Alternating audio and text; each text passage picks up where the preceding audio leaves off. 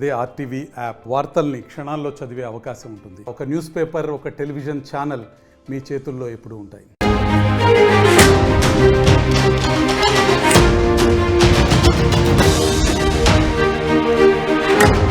Breaking news చూస్తున్నారు. పశ్చిమాసియాలో ఉద్రిక్త పరిస్థితులు ఎక్కడ తగ్గటం లేదు. యెమెన్పై అమెరికా దాడులు ఇంకా కంటిన్యూ అవుతూనే ఉన్నాయి. ఈ నేపథ్యంలోనే అటు అమెరికా వైమానిక దాడులకు దిగింది. యెమెన్ రాజధాని సనాతో పాటు మరికొన్ని ప్రాంతాలకు సంబంధించి అమెరికా దాడుల్లో 80 మంది మృతి చెందారు.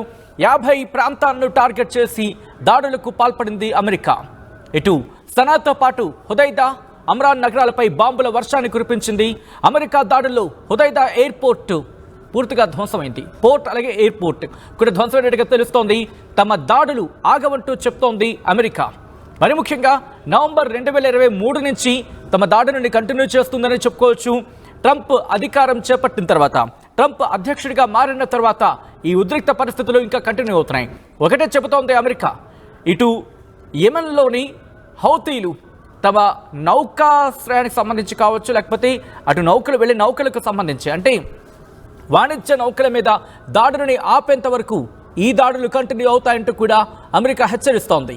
ఈ కథలు మిమ్మల్ని కాస్త కలవరపరచవచ్చు. అయితే మిమ్మల్ని కలవరపడి గురి చేయడం ఆర్టీవీ ఉద్దేశం కాదు. కానీ ఇటువంటి కథనాలు చూసినప్పుడు కాస్త కలవరపడి గురే అవకాశం ఉంటుంది. కాబట్టి దీనికి సంబంధించి తగిన జాగ్రత్తలు తీసుకోవాలని ఆర్టీవీ సూచించడం జరుగుతోంది. ఒక్కసారి అక్కడ ఎటువంటి పరిస్థితులు ఉన్నాయి, ఆ సైరన్ల మోత ఏ స్థాయిలో ఉంది, అక్కడ యుద్ధ వాతావరణం ఏ స్థాయికి చేరుకుంది, ఇప్పుడు చూద్దాం.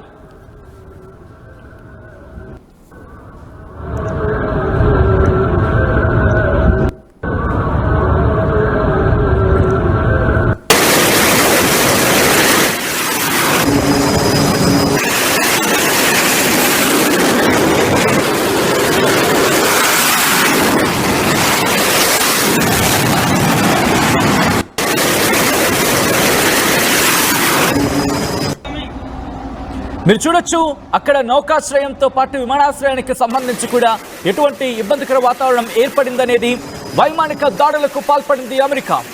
మరి ముఖ్యంగా ఈ అంశానికి సంబంధించి అమెరికా ఇంకా ఎక్కడ కూడా రియాక్ట్ కాలేదు. ఒకటే చెబుతోంది, హౌతీలకు సంబంధించి ఒక మాట చెప్పడం జరుగుతోంది.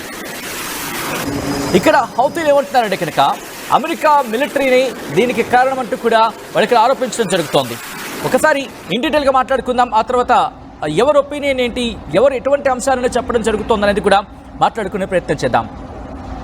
యెమెన్లోని హౌతీలు శనివారం అమెరికా తమ మీద దాడులకు పాల్పడింది, వైమానిక దాడులకు పాల్పడింది, తమ రాజధాని సనా మీద దాడులకు పాల్పడింది అంటూ చెప్పుకురావడం జరుగుతోంది. మరి ముఖ్యంగా కోస్టల్ సిటీ, కోస్తా ప్రాంతంగా మాట్లాడుకునే హుదైదా మీద దాడికి పాల్పడింది అమెరికా అంటూ ఇటు హౌతీలు చెప్పుకొస్తున్నారు. మరి ముఖ్యంగా రెడ్ సీ పోర్టుకి సంబంధించి, యెమెన్లోని రెడ్ సీ పోర్టుకి 2 రోజుల క్రితం అమెరికా దాడులు చేసింది. అక్కడ ఆ ఘటనలో 70 మందికి పైగా తీవ్ర గాయాలయ్యాయి. సో ఇది జరిగిన కొద్ది గంటల వ్యవధిలో అదుగు మీరు చూడొచ్చు, అవైమానిక దాడులకు సంబంధించి ఒక్కసారిగా ఆ ప్రాంతం ఉలిక్కిపడింది. ఆ సైరన్ల మూత కావచ్చు, లేకపోతే బాంబుల వర్షంతో ఒక్కసారిగా ప్రాంతం అంతా భీతావాహ పరిస్థితి, భయానక వాతావరణం నెలకొంది. 50 ప్రాంతాలను టార్గెట్ చేసింది సనా, హుదైదా, దాంతోపాటు మరికొన్ని ప్రాంతాలకు సంబంధించి ఇక్కడ మాట్లాడుకోవడం జరుగుతోంది. రెబల్స్ సంబంధించి, అంటే హౌతీలకు సంబంధించి మాట్లాడుకున్న పక్షంలో ఒకటే చెప్పడం జరుగుతోంది, అమెరికా ఏకంగా 13 వైమానిక దాడులకు, ఇన్ఫాక్ట్ 13 లొకేషన్స్ని టార్గెట్ చేసుకొని 13 ప్రాంతాలను లక్ష్యంగా చేసుకుని దాడులకు దిగింది అంటూ హౌతీలు చెప్పుకొస్తున్నారు. ఎక్కడెక్కడ అంటే హుదైదా, రెడ్ సీ వెంబడి ఉన్న హుదైదా కావచ్చు, దాంతోపాటు రాజధాని సనాతో పాటు మరికొన్ని ప్రాంతాలకు సంబంధించి అంటూ చెప్పుకొస్తున్నారు. ఈ అంశంలో అమెరికా మిలిటరీ ఈ ఆపరేషన్స్కి బాధ్యత వహించాల్సిందే అంటూ కూడా వాళ్ళు ఇక్కడ తెర మీద తీసుకొస్తున్న పరిస్థితి. ఈ నేపథ్యంలో ఒక్కసారి ఐ రిక్వెస్ట్ 1 by 1 వెళ్ళే ప్రయత్నం చేద్దాం 4 బాక్సెస్ కన్నా, సో దట్ విజువల్స్ కాస్త క్లియర్గా కనిపించే అవకాశం ఉంటుంది. ఒకసారి మీ విజువల్స్ మీరు చూస్తున్నారు, అక్కడ ఎటువంటి పరిస్థితులు ఉన్నాయో చూద్దాం.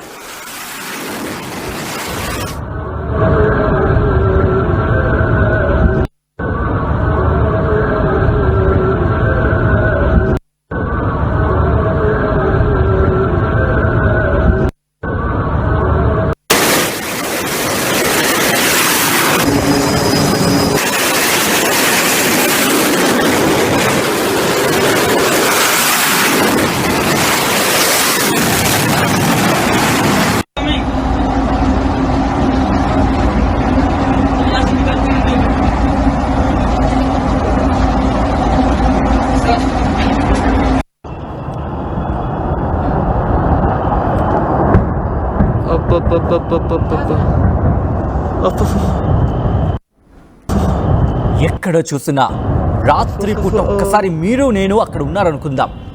నిద్రపోతున్న సందర్భంలో ధడేల్ ధడేల్ ధడేల్ అంటూ బాంబుల వర్షం. ఒక్కసారిగా ఎక్కడ చూసినా భీతవాహ పరిస్థితి. ఏ బాంబు ఎప్పుడు వచ్చి ఎక్కడ తమ నెత్తి మీద పడిపోతుందో అని యమన్ వాసులు అలా గుండెలు అరచేతిలో పెట్టుకొని వాళ్ళు నిద్రపోయారంటే అర్థం చేసుకోవచ్చు. కానీ ఇక్కడ అమెరికా ఒకటే చెబుతోంది, గుర్తుపెట్టుకో హౌతీ, గుర్తుపెట్టుకో హౌతీలు, గుర్తుపెట్టుకోండి. మీరు కనుక మా వాణిజ్య నౌకరిని రెడ్ సీ మీదుగా వెళ్లే క్రమంలో దాడులకు పాల్పడితే దీనికి మించి మీరు పర్యవసానాలు అనుభవించాల్సి ఉంటుంది. ఇది హెచ్చరిక కాదు, ఇది హెచ్చరిక కాదు, అంతకు మించి అంటోంది అమెరికా. వాణిజ్య నౌకరిని కనుక ఇకపై దాడులు చేసినా లేకపోతే వాటికి ఇబ్బందులకు గురి చేసినా దీనికి మించి ఉంటుందంటూ కూడా చెప్పుకొస్తోంది. ఈ నేపథ్యంలో ఒకసారి అక్కడ విజువల్స్ మీరు చూసే ప్రయత్నం చేస్తే కనుక అక్కడ పోర్టుల మీద దాడులకు పాల్పడింది అమెరికా, దాంతోపాటు ఎయిర్పోర్ట్ల మీద దాడులకు పాల్పడిన పరిస్థితి. ఒకసారి ఆ విజువల్స్ మీరు చూసే ప్రయత్నం చేసినప్పుడు మరి ముఖ్యంగా ఇక్కడ మాట్లాడుకున్న పక్షంలో గురువారం దాడులకు సంబంధించి కూడా మాట్లాడుకుంటున్నారు. ఎందుకంటే అంతటి తీవ్రమైన వాతావరణం అక్కడ చవిచూడడం జరిగింది. యమన్ హౌతీ రెబల్స్ వాళ్ళు ఒకటే చెప్తున్నారు, ఇది అంతా కూడా అమెరికాని, దీనికి బాధ్యత వహించాల్సిన అమెరికా చెబుతోంది. ఈ ఘటనలో 74 మంది సుమారు చనిపోయినట్టుగా తెలుస్తోంది. అలాగే 170కి పైగా క్షతగాత్రులైనట్టుగా తెలుస్తోంది. దాదాపుగా 2000 నుంచి 3000 మంది డైరెక్ట్ గాను ఇండైరెక్ట్ గాను దీనికి ప్రభావితులైనట్టుగా అక్కడ లెక్కలు చెప్తున్నాయి. దీంతో పాటు మార్చి 15 నుంచి ఈ దాడులు కొనసాగుతూనే ఉన్నాయి. గురువారం దాడి జరిగింది రస్ ఇసాలో, అక్కడ ఆయిల్ పోర్ట్ ఉంది. దీంతో ఒక్కసారిగా ఆ ఆయిల్ పోర్టులు చూడొచ్చు, ఆయిల్ పోర్టులో కనుక ఒక్కసారిగా చిన్న నిప్పు రాజుకుంటేనే ఆ పేరుడు ధాటికి ఎటువంటి పర్యవసానాలు ఉంటాయో మనం ఊహించవచ్చు. ఎందుకంటే చిన్న నిప్పు అంటుకుంటేనే మనం సాధారణంగా చూస్తూ ఉంటాం, పెట్రోల్కి చిన్న నిప్పు అంటుకుంటూ ఉంటే బళ్ళు పేలిపోయే సందర్భాలను చూస్తూ ఉంటాం. అటువంటిది అక్కడ ఆయిల్ పోర్టుకి సంబంధించి మాట్లాడుకునే సందర్భంలో ఎప్పుడైతే ఈ దాడులకు పాల్పడిందో అమెరికా, ఆ మంటలకు ఒక్కసారిగా భారీ శబ్దాలు వచ్చాయి. దాంతోపాటు మంటలు వ్యాపించాయంటే అక్కడ ప్రత్యక్ష సాక్షులు చెప్తున్నారంటే అర్థం చేసుకోవచ్చు. ఆ గ్రాఫిక్ ఫుటేజెస్ని కూడా కొద్దిసేపటి తర్వాత హౌతీలు రిలీజ్ చేశారు. సారీ. దీంతో పాటు ఇరాన్కి సంబంధించి మాట్లాడుతున్న పరిస్థితి అమెరికా సెంట్రల్ కమాండ్ ఒకటే చెబుతోంది, ఇరాన్ దానితో చెరలేకపోతున్నారు హౌతీలు అంటూ చెబుతోంది అమెరికా. వాళ్లకు ప్రధాన ఆదాయం వచ్చేది ఈ చమురు నుంచే, అందుకే వాటిని మేము టార్గెట్ చేస్తున్నామంటూ అమెరికా సెంట్రల్ కమాండ్ చెప్పడం ఇప్పుడు అక్కడ పరిస్థితులు అర్థం పడుతుంది. ఒక్కసారి ఆ వైమానిక సన్నాహాలు కావచ్చు, లేకపోతే వైమానిక దాడులకు వెళ్లే క్రమంలో అక్కడ ఎటువంటి పరిస్థితులు ఉన్నాయి ఒకసారి విజువల్స్ చూద్దాం.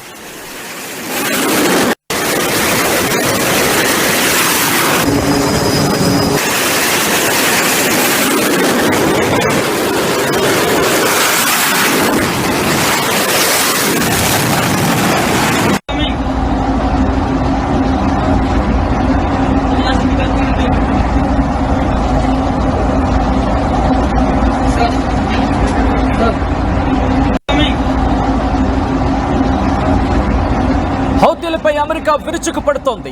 రోజుల వ్యవధిలోనే యుద్ధ వాతావరణం తలపిస్తోంది. ఇరాన్ సపోర్ట్ అంటూ మాట్లాడుకుంటున్న సందర్భం.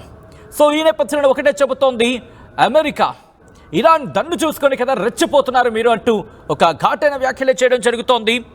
మరి ముఖ్యంగా యమన్ రాజధాని సనాతో పాటు సదా అల్ ఖైద్ మరికొన్ని ప్రాంతాలకు సంబంధించి ఇక్కడ మాట్లాడుకుంటున్న సందర్భం.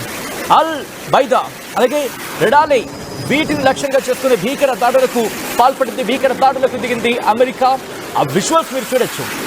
ఇప్పటి వరకు సుమారు 30 మంది అటు ఇటుగా, అంటే మొన్న జరిగిన దాడి కావచ్చు లేకపోతే నిన్న జరిగిన దాడి కావచ్చు, మొత్తం కలుపుకుంటే సుమారు 100 మంది మరణించినట్టుగా తెలుస్తోంది. దాంతోపాటు 200 మందికి పైగా గాయాల పాలైనట్టుగా తెలుస్తోంది. పూర్తిగా దాదాపుగా 2000 నుంచి 3000 లేకపోతే సుమారుగా 4000 వరకు కూడా డైరెక్ట్ గాను ఇండైరెక్ట్ గాను వాళ్ళ మీద ప్రభావం చూపించి ఉండొచ్చు అంటూ కూడా పెద్ద ఎత్తున చర్చ జరుగుతుందంటే అర్థం చేసుకోవచ్చు. ప్రస్తుతం యమన్లో హౌతీలు ఉంటున్న యమన్లో ఎటువంటి పరిస్థితులు ఉన్నాయనేది అక్కడ హౌతీ హెల్త్ మినిస్ట్రీ చెప్తుంది ఒకటే, వందలాది మంది గాయపడడం జరిగింది, 10ల సంఖ్యలో మరణాలు నమోదయ్యాయంటూ చెప్తున్నారు. దీంట్లో మహిళలు చిన్నారులు ఎక్కువ ఉన్నారంటూ కూడా చెప్తున్న పరిస్థితి. ఇప్పుడు యెమెన్ ఇంకో గాజా కాబోతోందా?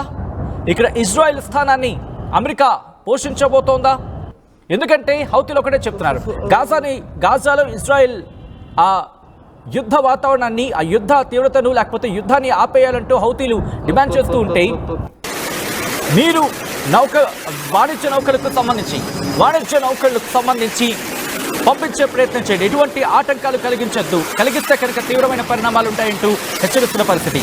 ఈ కథను మనకు కాస్త కలవరపరిచే మమ్మల్ని కలవరపడిపించడం ఆర్టీ ఉద్దేశం కాదు, కానీ ఇటువంటి కథనాలు చూసినప్పుడు కాస్త కలవరపడుకునే అవకాశం ఉంటుంది. కాబట్టి దీనికి సంబంధించి తగిన జాగ్రత్తలు తీసుకోవాలని ఆర్టీవీ సూచించడం జరుగుతుంది. ఒకసారి అక్కడ ఎటువంటి పరిస్థితులు ఉన్నాయి చూద్దాం.